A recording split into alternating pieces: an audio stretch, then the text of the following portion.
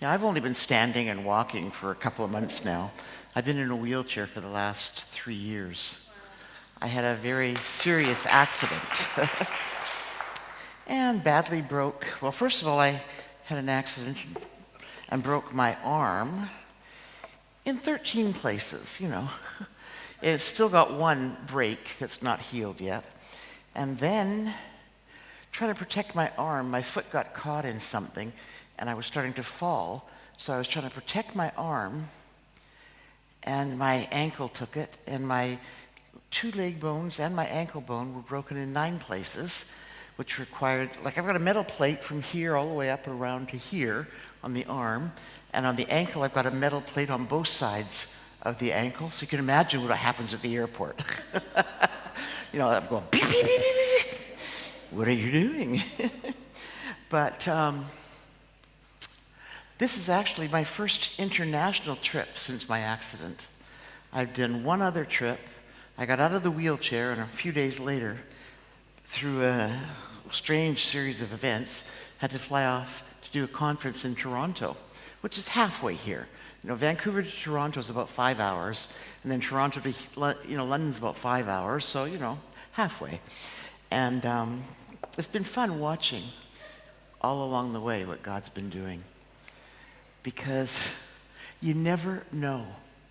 If you're willing to be obedient, it doesn't matter what you're going through, because for God to move is completely irrelevant of what's going on in your life. If you're sick, it doesn't matter. At one point when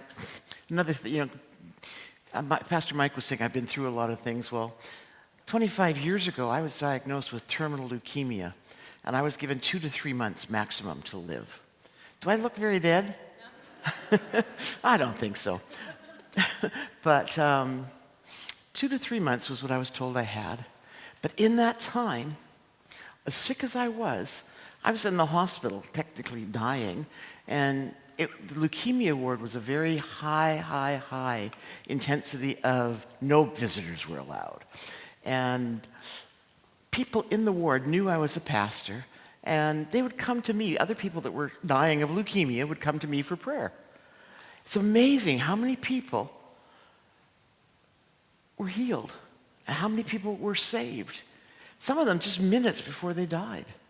But if I'd not been there, even chaplains and pastors could not get into that particular ward. It was so highly sanitized. But it's amazing. The enemy kept trying to lie to me. You're sick, you're dying. How can you pray for anybody? You don't have... And God really nailed me, because I was buying into it. And he said, it's nothing to do with you. It doesn't matter what state you're in. It's all to do with me anyways. And once I let go of that, it was incredible what God did. I remember in the middle of the leukemia treatment, Colin Urquhart had come over to Vancouver to visit me in the hospital. And I was booked to come over to speak at Faith Camp that year again. And Colin said, look, Rauna, we understand if you can't do it, we completely understand. But I knew that God had said yes, that I was to go. But then I get there, and at the end, the last night, the Lord gave me a very specific word about some things that needed to be taken care of. And all of a sudden, there was about 700 people that had come forward for prayer. And I could hardly stand at that point. I'd been 3.5 months flat in the hospital bed, not even off the bed. Got out of the hospital on the Monday night, flew to England on the Tuesday morning. My doctor, he said, we're trying to save your life. What are you trying to do, kill yourself? And I got over there, and that night, it's like, those little cartoons where you got the devil on one shoulder and you got the angel on the other? Well, that was what was going on as I'm standing there giving this word. You don't have any authority over sickness. You're dying. No, I've given you all authority. No, you can't pray for the sick. Who's going to get healed when you're dying? And all this conversation going on. But watching what God did in that meeting was incredible. I have letters. And I just got a letter a few months ago from somebody that got healed in that meeting. That was 20 some odd years ago, almost 30 years ago. And I was sitting, I have my office, I call it this coffee shop, my office over in Vancouver, because I don't have my own church there anymore. And I was sitting there, I just finished meeting with somebody, and this couple were sitting off on chairs a few little ways away, and they kept staring at me. I thought, what's the matter? Did I forget to do my blouse up or something, Because they were really staring. And finally, after my appointment left, the gentleman got up and he came walking over, and he said, "Are you Reverend May?"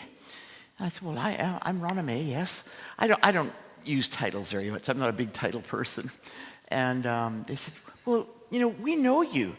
You prayed over us at Faith Camp in 1997. Oh, really? I'm sorry, but I don't remember every person I prayed over at every meeting. And so they're sitting there, and she's saying, "Yeah, you prayed over us." And we got to the meeting because we'd heard what happened the year before when you were here, and so we wanted to come, and then we saw how sick you were. I mean, literally, I got out of the hospital on the Monday night. I had no hair, no eyebrows, no nothing, and I didn't have time to go find a wig, so I had a scarf on my head. And he's looking, so we saw you, and we thought, look at her. What can she do? She's so sick. Look at her, And so, but that last night, we came forward for prayer. We almost didn't even stay for the faith camp. And so then he said, "And at the end, you prayed for us." And my wife had night terrors for over 40 years. And every single night, she would shoot up in bed from the night terror. And then he said, "And I had this hip issue. And you prayed for both of them, and it was amazing." He said, "We were both healed that night." Now, I didn't know that till 30 years later. When I met them in the mall, they were over visiting one of their children lived in the area that I lived. And they were over visiting from England and found me in that mall to tell me what had happened 30 years earlier. So it doesn't matter what condition you're in. You could be going through the worst time of your life. Could you have the video ready to go, please? I'm going to use it now rather than at the end. You could be going through the darkest hour of your life. Maybe you've received some kind of diagnosis that's not been very pleasing. Or maybe you're in some financial crisis. And maybe who knows what's going on in your life, but it could be like for what you would consider your darkest hour. I'd like you just to watch and listen to this song as a friend of mine sings it for you. And it's called "In the Darkest Hour." But it says, in the darkest hour, there's a ray of sunlight. Watch what God can do no matter what you're going through. Go ahead, please. Thanks.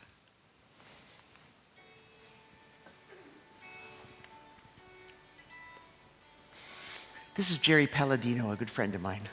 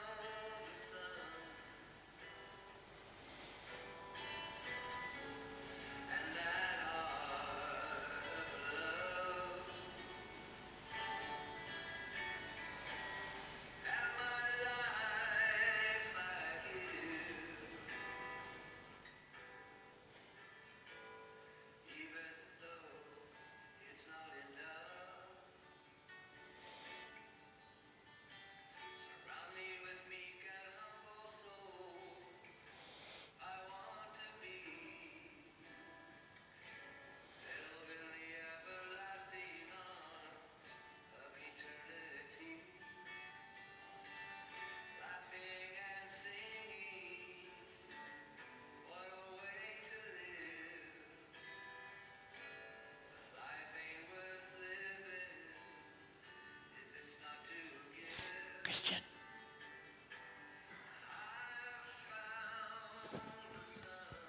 Take a picture of Jerry up on the wall there. I'll give it to him.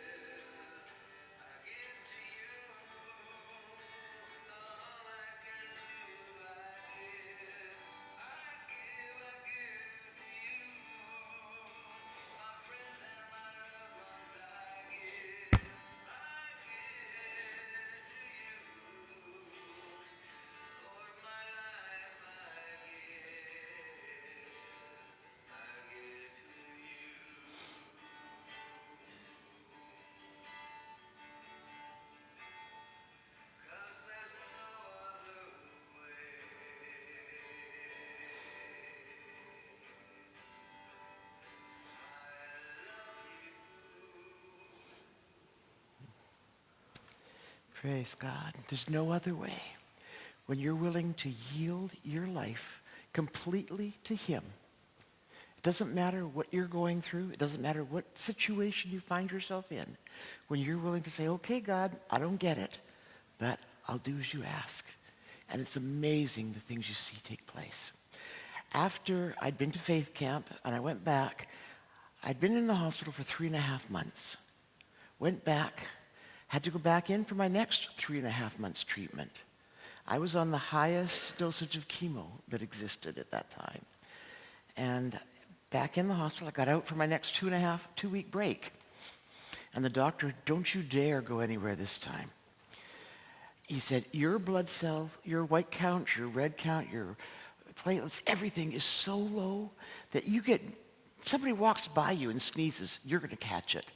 You know, if they've got a fever, don't go near anybody coughing. Don't go. So I get over to this place in Italy where I had spoken at another conference the year before. And the last night, the person that was organizing it came up and he said, Rauna, do you remember the man that was healed of AIDS last year? I said, how do you forget somebody healed of AIDS? So anyways, he said, well, he's working in an AIDS hospice now. And he's here tonight with 30 of his clients. And they've all come for you to pray for them. I tell you, I have that angel and that devil really going hard. You know, you're told go near no one with a fever, no one coughing, no one sneezing, nothing. And now you've got 38 people with AIDS to pray for. You know, okay, God, what do I do? And I knew that I had to be obedient. When God said do it, I had to be obedient. Was I a little nervous? Yes. I have to be honest. Yes, I was. But I still stepped forward and did it. You know, for those guys there, for some of them, it was their darkest hour. Some of them were told they only had very short time left to live. But it was irrelevant. What was relevant was being willing to be obedient to whatever God says. You could be in a situation you think, there's no way in the world I could do that. But when God says go, he means go. When he says speak, he means speak. He doesn't mean when you feel like it or when you think you're ready. If he says now, he means now. If he says do, he means do. Or go. What does go mean? I like that passage, you know, in where it says go into all the world, and where it says, and these signs will follow. If I'm sitting here on this chair, you know, God, give me this gift, give me this gift. Can signs follow me if I'm sitting doing nothing, going nowhere? It says go, and the signs will follow. Sometimes you wonder, hey, how come I'm not seeing anything happen? How come I'm not seeing this take place? Or how come I'm not seeing a healing? Or how come I'm not seeing this captive set free? Ask yourself, am I going? Or am I sitting waiting? That's a really big key. But I want to look today, and I'm titling it Mountain Moving Faith. And I believe that, just like that song, some of you right now are in what you would call one of your darkest hours. And you need that mountain-moving faith to see your life changed. To see all of a sudden what you're desiring to take place rather than dwelling down here. You're waiting for it to catch up. But God is the God of the impossibles. The doctors can say it's impossible. But for God, there is nothing impossible. With my leukemia, seriously, I was told when I finished my 3rd round of the chemo, so 3.5 months in, 2 weeks out, 3.5 months in, 2 weeks out, 3 months in, and when I got out, the doctor, he said, Rauna, I'm sorry, but we have to tell you that we've not been able to put into remission or do anything. You have a maximum of 2 to 3 months to live. And then he looks at me and he said, and you will never travel again. Because you'll need platelet transfusions and red blood cells. Probably you'll be in every day for transfusions. You'll need red blood cells 5 times a week, platelets 3 to 6 times a week, you know. But you'll need transfusions pretty well every day. And you will not travel. If you travel and don't get your transfusions, it will kill you. So I look at him and I said, so you're telling me if I stay here, I'm dead within 2 or 3 months. And you're telling me that if I go, I'm going to die. So, I don't know. To me, that equation really doesn't make sense. If I'm going to die, Whether I stay or whether I go, I'm going to go doing what I'm happy doing. And I knew God had called me to go. So about 5 days after I got out of the hospital, I was on a plane to meet up with a friend of mine from Argentina in Los Angeles. We met and did some meetings in Los Angeles, and then flew off to Argentina. My doctor was not happy. And I said, look, it's not that I don't trust you. It's not that I'm not appreciative of what you've done. But I have to do what I know God's asking of me. I can't just sit home and wait to die. I can't do it. You know, if I'm going to die, I'm going to die. I know I'm going to die one day. But it's going to happen in his time, not what somebody's declaring over me. And as I said, 25 years later, it was 25 years in May that I was told I had 2 to 3 months. And as far as I'm concerned, I really don't think I look dead. My GP, she was really quite funny because I hadn't seen her after I moved to Hawaii for 10 years. I was pastoring in Hawaii. I know it was a rough life, but somebody had to do it. And so I was pastoring in Hawaii for almost 10 years. And while I was there, I was at the hospital. I'd just been in for some general test, so I don't even remember. And all of a sudden, I heard my name being called across the lobby in the hospital. Rauna, is that you? And I turned around. It was my doctor, my general practitioner from Canada. She says, Rauna, is that you? I looked at her, and she was a little Filipino lady, but she looked like she'd seen a ghost. She was as white could be. And I looked at her, I said, yeah. She said, every time one of your kids would come in to see me, I was afraid to ask how you were, because I didn't know. If you died, I didn't want to bring that up to them to cause them more pain. And now I see you here. What's going on? You were diagnosed with AML stage 4 leukemia. Nobody lives from that. And actually, there's one medical book over in North America that they have me as a record in, because what I had and the stages I had of it, etc., nobody lives from. They just have nobody that lives from it. But God knows. And I'm still here, and I'll be here as long as he decides for me to be here. Because I said to my doctor, whether it's 2 to 3 months, 2 to 3 years, 20 to 30 years, it's irrelevant. I don't care. I'm going to do what I know he's called me to do every day of it. And that's what I've carried on doing. He says, I'll never travel again. Well, I've now spoken in 124 countries. Not 124 trips, 124 countries, So I guess I really don't think I'm too dead. But I do know that I've gone through many darkest hours and come out on the other side. There's a verse in Matthew chapter 13, verse 31 and 32. It says, another parable that he put forth to them, saying, the kingdom of heaven is like a mustard seed, which a man took and sowed in the field, which indeed is the least of the seeds. But when it is grown, it is greater than the herbs and becomes a tree, so that the birds of the air come and nest in its branches. Another version of that same path. It is like a mustard seed, which when it is sown on the ground is smaller than all the seeds on earth. But when it is sown, it grows up and becomes greater than all the herbs and shoots out large branches, so that the birds of the air may nest under its shade.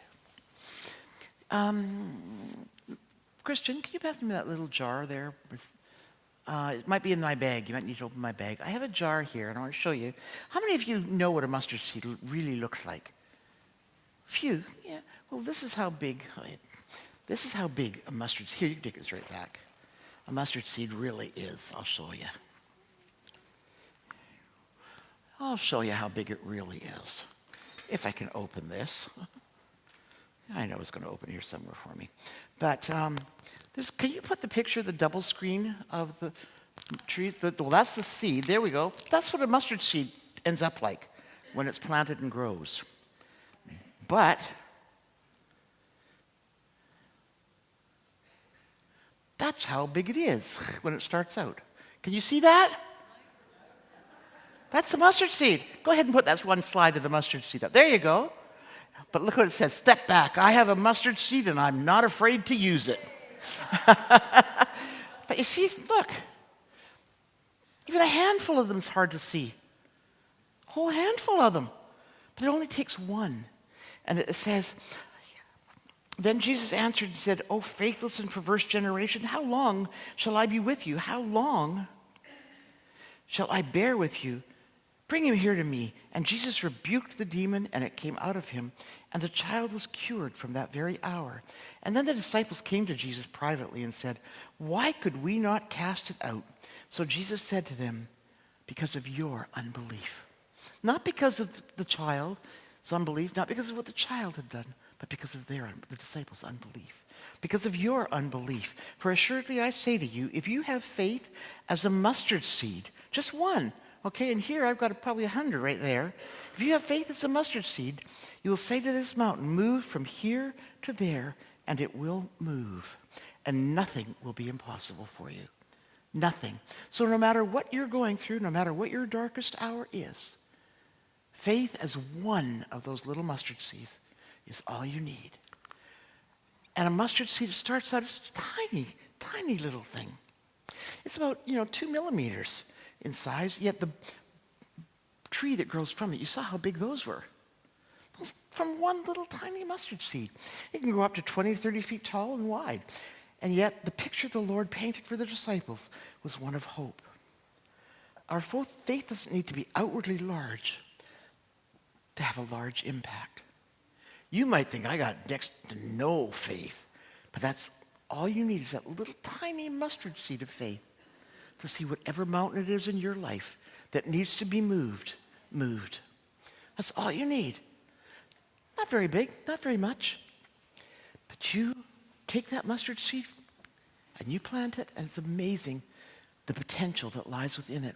I've got 3 pictures up here I'm going to ask my friend up there to put up for me. And this is the first one is the ugly one, okay, the one that looks dead. See, look at that tree. A lot of people call it an umbrella tree. You see how dead it looks? Well, it looks so dead that a lot of times when it comes to that position, people root it out and get rid of it. They figure it's dead. There's no potential left in it. But then look at the green one, the next one. Come a little while later, you got a nice, beautiful green tree, but that started out like that ugly, ugly, dead bush. And then look at it. From there, it goes into this beautiful flowered. But you look at it when it looks dead, and it looks like there's no potential in it. But the potential in that dead bush came out to this. And we've got to realize in that little mustard seed of faith, the potential that is within that for us is potential to see whatever it is you're going through switched to completely positive, completely different. For my illness, when I had the leukemia, I got a phone call from a pastor friend in the Ukraine. He didn't know I was sick. He didn't know I'd just been diagnosed with terminal leukemia. He had no idea. And he phoned and he said, "Rauna, I don't know what's going on." He didn't know I was in the hospital. He said, "I don't know what's going on, but I'm supposed to tell you that what you're fighting with, what you're dealing with, is not unto death." And he read me a scripture. And he had no idea that I had just been told I was going to die within 2 to 3 months. And that was it. And I told him what was going on. And then he was over to speak at a conference in Seattle with a Russian pastor, friend of his. And they drove up in the middle of the night to come up to the hospital in Vancouver to see me. And because, he'd come all the way from the Ukraine, I was able to arrange for them to let him in. And I was in a private room. So he came in to pray for me in the middle of the night, all the way from the Ukraine. And it's amazing when we step out in obedience to what God is asking. I can't say that I wasn't discouraged at all when I was in there. There was one morning I woke up, and I was really discouraged. I've been given all these new statistics. I was told that my survival chance was 0.000000001. That was my percentage of chance of survival. And I was a little bit down, and I was doing everything I could do, but I didn't have strength to fight, And I said, "God, it's not that I don't believe you can heal me. I have no doubt that you can, but I'm tired. I don't want to fight anymore. I just want to go home." Don't you dare say that, okay?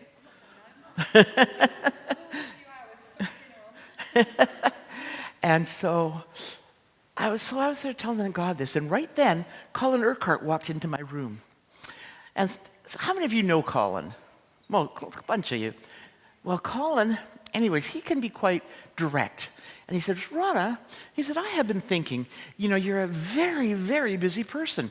You're traveling all over the world, doing conferences for yourself. You're traveling, translating for some of the Argentinians and other Hispanics.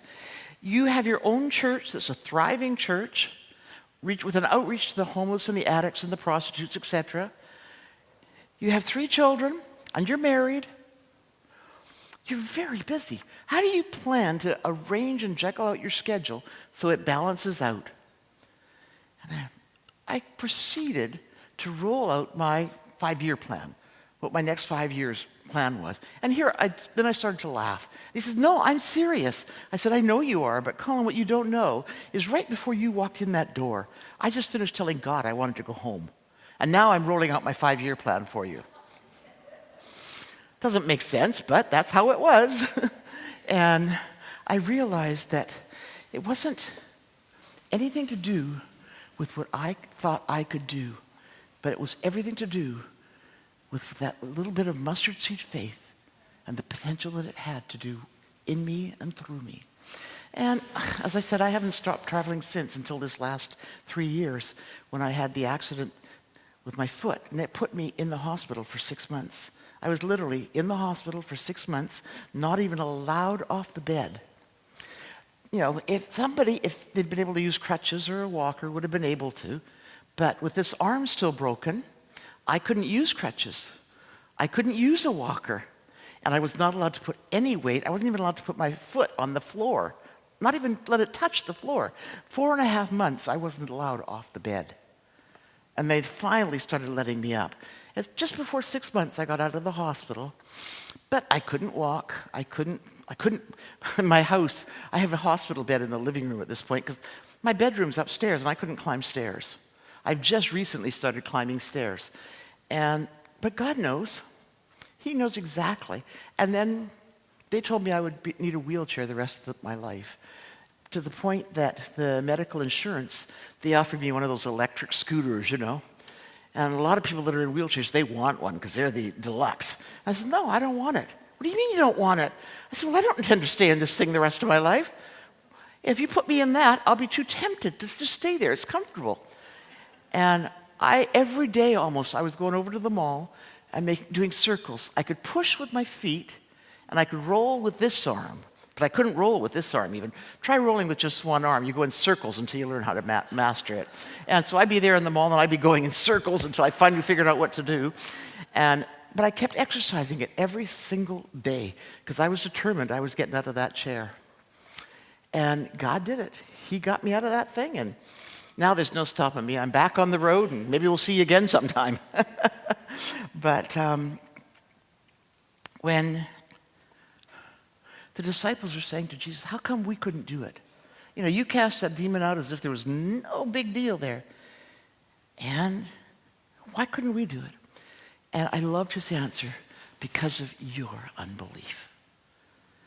Now, if you're not going to believe, why bother even saying anything? If you believe, great. Don't doubt. It says, and Jesus answered, have faith in God. Have faith in God. Now, truly, I say to you, whoever says to this mountain, be taken up and thrown into the sea, and does not doubt in his heart, but believes that what he says will come to pass, it will be done for him. And therefore, I tell you, whatever you ask in prayer, believe that you have received it, and it will be yours. But it's like there's an action that's got to be taken. You take that action and watch the results. If you say, I can't do that, look at the paralytic, when that paralytic was taken to Jesus, and the men with him, they did everything they could to get him down at the feet of Jesus. I mean, they stomped on that roof. A lot of times when we hear puts them through the roof, we think it's like a thatched roof, and all they got to do is push aside the roof of the house in that day, it was usually tile, cement, because it would be in an extra party room. And so that's what they were trying to break through, not just a little thatched roof. And so they were probably up there stomping on that thing, banging away, and the people that were downstairs trying to listen to Jesus, hey, shut up there, don't you know we're listening to the master? What are you doing? Be quiet. And They finally got a hole enough, and they lowered him down. And then Jesus said to him, take up your bed and walk. Now come on. This is a paralytic. If that was you, okay, if that was you, what would you do? Take up your bed and walk? Or would you say, Jesus, hey, come on, look at me. You know I'm paralytic. I really can't do that. What do you want me to do? How come am I supposed to take up my bed and walk? I'm paralytic. I can't do that. But no, Jesus isn't wanting our excuses. He's wanting our obedience. That's what he's looking for. Maybe he's asking something of you. But it's not an excuse that he's wanting as your answer. It's your obedience. Are you willing to say, okay, God, I might not get it, but because you're asking it, I will. If you look at the story, when Jesus borrowed Simon Peter's boat and he's out there preaching from it, and then he tells Simon, look, cast out and throw out your nets. Now, remember, Simon was a professional fisherman. That's how he fed his family. That's how he supplied all of their needs. And he'd been out fishing all night long. Professional fishermen, they knew when it was the best time to be out there. They knew when the water temperature was right, when the tides were right. They knew how deep they had to go for the catch they were looking for. They knew everything, the professional fishermen. And so he'd been out fishing all night, tired. He just washed his nets, cleaned everything up, ready to go home to bed. And now Jesus is saying, cast out there and throw out your nets again. Now, if that had been me, I probably would have said, but Jesus, I'm professional at this. You're nothing to do with the fishermen, You know nothing about it. I know when it's the best time. And there's nothing out there right now. I just finished washing my nets. They're clean. I don't really want to dirty them again. But it doesn't matter. We have a choice. Obey or use our excuse. Too frequently, we choose to use our excuse, but I can't. God, you know I'm tired. You know I fished all night. You know. We've all got excuses no matter what our situation is. Do you have any excuses? I'm sure you do. I'm sure you do too. She's got a little grin on her face. I know she's got an excuse. But when God says, do, it's for a reason. And when we choose to be obedient, obedience always brings blessing. Disobedience, whoa. Disobedience can lead you right into death. It can. But what do you want? Obey or disobey? Do you want to use your excuse or walk on in obedience? Like the fisherman, he couldn't understand why Jesus is saying, go out and do this. But Simon's response was, okay, I don't get it. I might not understand, but nevertheless, at your word, I will. Nevertheless, at your word, I will. One of the translations says, I have fished all night. I haven't even caught a little minnow. But nevertheless, at your word, I will. That's got to become like our automatic response. Okay, God, nevertheless, at your word, I will. I might not get it. I might not understand it. I might have no idea why you're expecting me to do that. But nevertheless, at your word, I will. Nevertheless, at your word, I will. And when we choose to walk in that obedience, we can say to that mountain, whatever it is causing you to be walking in your darkest hour, you can say to that mountain to be removed, cast into the sea, it's gone. It can no longer control your actions. It can no longer control your movement. It can no longer control your deeds. It can't, because it doesn't have that authority. When you choose to walk in the authority of the Word of God and what God has given you, it no longer has that right over your life. But the choice is in your hands. It's in your hands. It's in my hands to choose to obey or choose to disobey. And I'll tell you right now, for me to come over here right now was not an easy choice. Most of you don't know. Just a few months ago, I lost my daughter to a brain tumor. And so here I had that little angel and devil on my shoulder. What are you thinking you're going to pray for somebody with a brain tumor for? You just lost your daughter to a brain tumor. It wasn't an easy decision, but I knew that what I was living had no control over what God asked of me or the steps that he asked me to take. And I had to choose to be obedient or to dwell on the fact. It was a fact. My daughter had a massive brain tumor, not quite the same one Karen had, but it was a massive brain tumor, and it was known to be the most aggressive brain tumor of that type over there. She had surgery, went through radiation and all that, and it grew back. And she was on chemo, and the chemo wasn't working anymore. And they said, we're going to have to reoperate, and hopefully that'll bring things to a point that we can try this new chemo that maybe can do something. Well, they reoperated, and she came out of the surgery paralyzed on her left side. She had no movement on her left arm or leg. And she went down very rapidly at that point, to the point the doctors, they like the term 2 to 3 months. They said, your daughter's got 2 to 3 months. And she didn't even make it to 2. So, I mean, it's for me to say, okay, God, I'm going. I got great faith here, you know.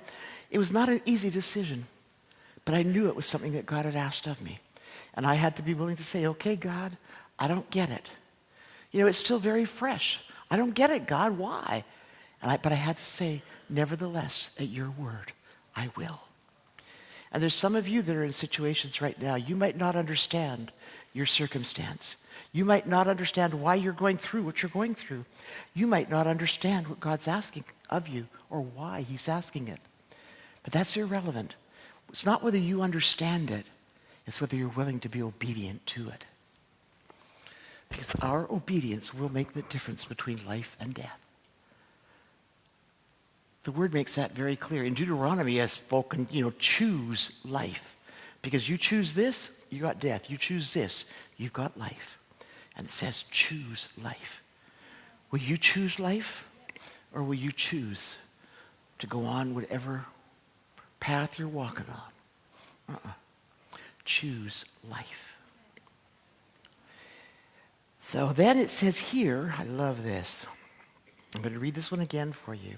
And Jesus answered them, have faith in God. Not faith in your circumstances. Maybe your darkest hour is a financial problem right now. And God's saying, don't worry about faith in what you've got in your bank account.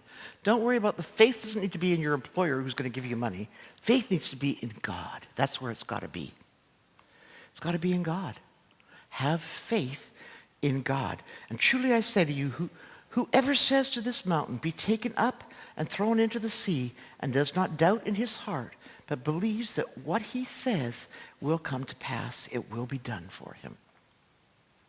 Therefore, I tell you, whatever you ask in prayer, believe that you have received it, and it will be yours. That's Mark chapter 11, verses 22 to 24. Have faith in God. Could you close your eyes just for a minute? So I want you to think for a minute. There's several of you that know you need to have faith in God. That you're walking through a situation. And for many of you, you're walking in doubt or unbelief. Oh, that couldn't be possible. How could that happen? The doctors have said such and such. Or my bank account says such and such. My landlord says such and such. The debt collectors are saying this. It doesn't matter. Have faith in God and step out in obedience. That's the choice you have. That's what God's asking of you. Have faith in God. And as you make that choice, it's amazing things that take place. But that's what the Lord's asking of each and every one of us. Have faith in God. I'm going to ask my friend up here to put up another song. This is just an audio, so you can keep your eyes closed and just listen. But it says, I want to be more like you. I want to be more like you, Jesus. I want to be more like you. Because that really does need to be our prayer, our heart's cry. We can choose to walk on the way we are. But in reality, like Jesus said, he only does what he hears his Father. He only speaks what he hears his Father saying. Does what he hears his Father asking. That's got to be our heart's cry too. That we want to be more like him. And it says, I want to be more like you. More like you. Take my pride and my vanity. Take it all. Help me be more like you. So go ahead, please.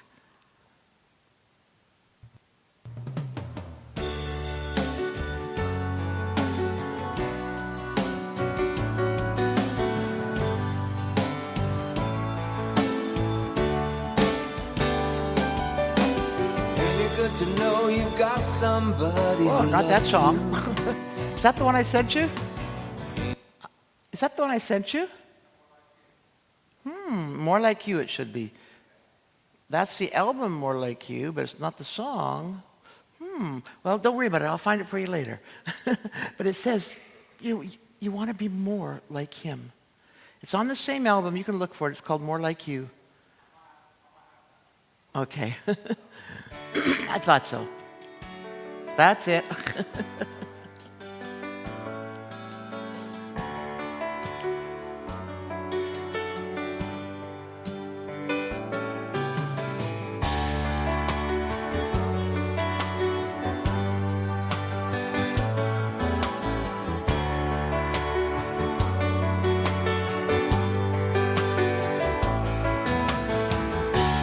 Take these things that hinder me. Take my pride and my vanity.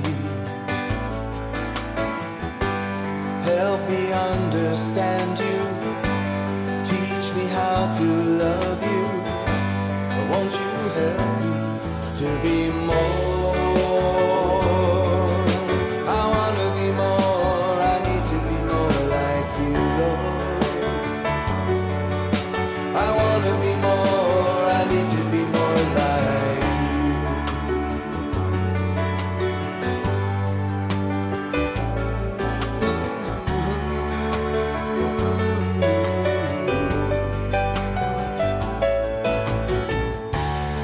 Take myself and hypocrisy. Let me live in simplicity. Help me burn my bridges and live the word within me. And Lord, please help me to be more, more, more. I want to be more. I need to be more like you, Lord. I want to be more. I need to be more, more, more, more.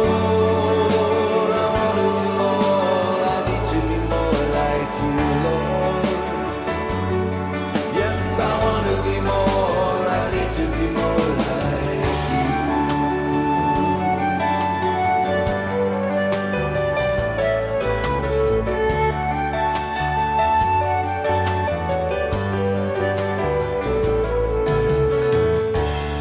Take my heartache and emptiness. Deliver me from all worldliness. Take the chains that bind me. Put your arms around me. And then please help me to be more, more, more. I want to be more. I need to be more like you, Lord. Oh, I want to be more. I need to be more, more, more, more. I want to be more. I need to be more like you, Lord. Yes, I want to be more. I need to be more, more, more, more. I want to be more. I need to be more like you, Lord. Oh, I want to be more. I need to be more like you. I want to be more. I need to be more like you, Lord.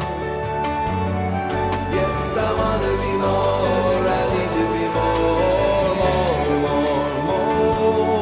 Oh, I want to be more. I need to be more like you, Lord. Ooh, I want to be more. I need to be more like you.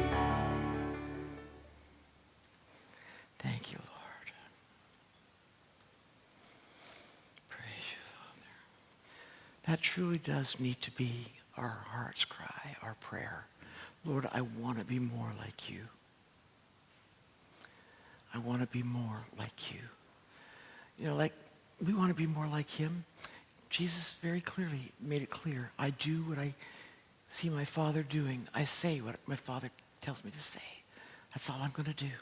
And that needs to be our desire. Get everything else out of the way that could be a hindrance to that we may walk in obedience to all that he asks. And then we'll have that authority to say to that mountain, get out of here, get out of my life. You know, cancer, leave. Back problem, leave. Heart issues, leave. You know, Pastor Mike was saying earlier, I've been through a lot of things. You know, like I was telling you about the leukemia. Well, how many of you know Cindy Jacobs? Any of you know Cindy Jacobs? She's a very dear friend of mine, and we talk, and every time I'm talking, and she says, you know, Rauna, I don't know anyone that has been healed of more things than you. Seriously, I was healed of a very rare tropical disease. I was healed I had an ankle issue, not this one here, a different one, and I had a tumor growing in my ankle that they couldn't operate until it stabilized. Otherwise, my whole thing would have just crumbled and I would never have been able to walk again.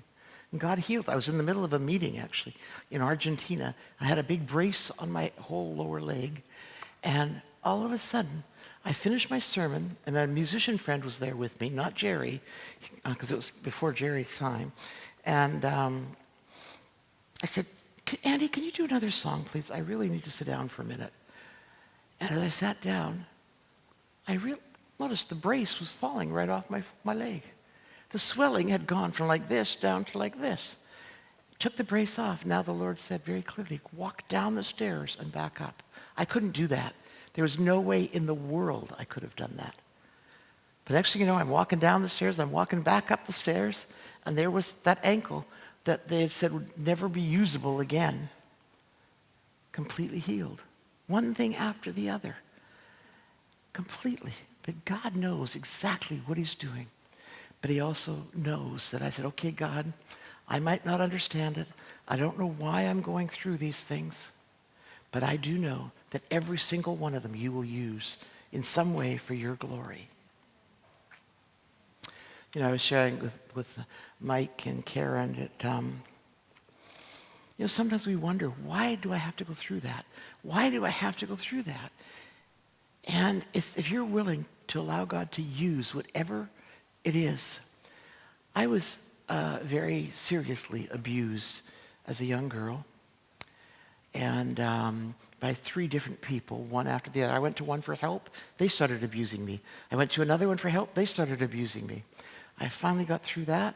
And then when I was at university, I was thrown into a van and taken out into the bush and gang raped by 5 guys. And God dealt with every single one of these issues. And I have seen people set free in every single one of those areas. But it meant being willing to say, okay, God, I don't get it. I don't understand why, you know, but it's in your hands. However you choose to use it is up to you. And I know there's some of you that are going through things that you wonder, why? Why am I going through that? But with a little mustard seed faith, you can be. Can you put the mustard seed slide back up, please? We'll leave it up there for a little bit. Yeah, look at that. Step back. I have a mustard seed, and I'm not afraid to use it. Amen? So whatever it is you're going through, grab hold of your mustard seed, and don't be afraid to use that faith. Because God will see you through no matter what the situation is, no matter what's going on in your life. I have a mustard seed, and I'm not afraid to use it. Coming over here on the plane, you know, as I said, this was the first trip I've done internationally since 3 years of recuperation. I told the musician Jerry that he works with me, he travels with me wherever I go usually. And I said, look, if COVID had to hit, this was the best time for it to hit when I couldn't travel anyways because of my health. Because our Canadian borders were really tightly closed, tighter than most countries in the world. You know, and it was pretty crazy. But if it had to hit, it hit at a good time because I couldn't travel anyways. It was hard, though, because I'm very much of a person, I want to keep moving. I don't like being stuck in my house. Although I'm very introverted, I still don't like being stuck in my house, so. But right now, I want to pray for you, and I want to give you each some mustard seeds as a reminder. So what I'm going to ask you to do, though, is if you come up that side, because I'm going to sit down for this. I couldn't stand that long. So if you come up that side, down, and come across here, the front here, and I'll give you some mustard seeds to hang on to as a reminder.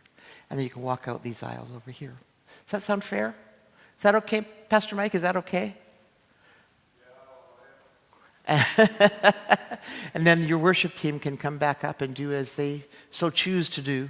But I will just sit down and have the mustard seeds ready for you. You can get this thing out of the way. And I want to pray, though, before you start coming up. Well, the worship teams they're getting ready. But because I want you to know that no matter what you're going through, there is nothing impossible for God. Absolutely nothing. There's nothing you're going through. Nothing that tries to hit you or attack you. Nothing that says you can't, that has any authority over you. When you choose to walk in obedience, believing that you have that little mustard seed faith, there's nothing impossible. Amen? Do you believe it? You believe it? Then let me hear a great clap for the Lord. Praise God.